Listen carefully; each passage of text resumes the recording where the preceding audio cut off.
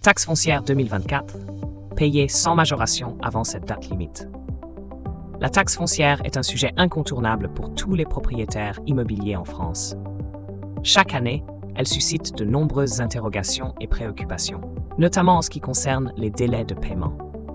En 2024, il est crucial de bien comprendre les échéances afin d'éviter toute majoration indésirable. Cette vidéo se penche sur la date limite à respecter pour s'acquitter de cette obligation fiscale sans encombre. Découvrez comment anticiper et gérer efficacement votre taxe foncière pour éviter des pénalités financières. Restez informés et assurez-vous de ne pas manquer cette échéance cruciale pour préserver votre budget. Date limite et mode de paiement. En 2024, les contribuables devaient respecter les échéances pour le règlement de la taxe foncière. Les paiements physiques, tels que par chèque ou en espèces, devaient être effectués avant le 15 octobre. Pour les paiements en ligne, la date limite est fixée au 20 octobre à minuit, offrant encore quelques jours pour régler via le site impôts.gouv.fr. Les montants supérieurs à 300 € doivent être payés par prélèvement mensuel ou direct.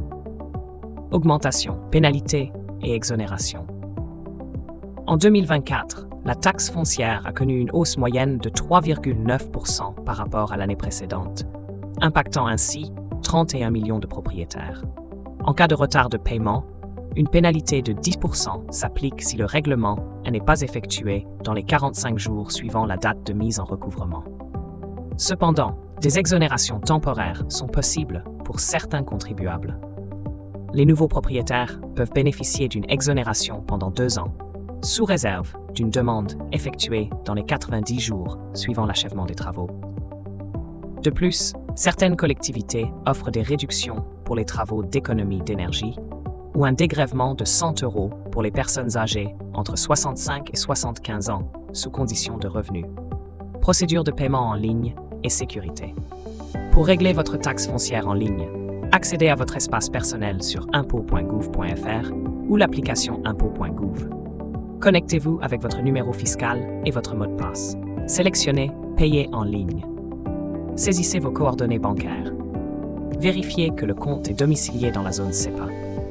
Confirmez le paiement. Modifiez vos informations bancaires si nécessaire. Le processus est sécurisé, garantissant la protection de vos données personnelles. Cette méthode vous permet d'éviter l'envoi postal et de simplifier le règlement de votre impôt. Assurez-vous que votre compte bancaire est éligible, car certains comptes d'épargne, comme le livret de développement durable, ne permettent pas les prélèvements.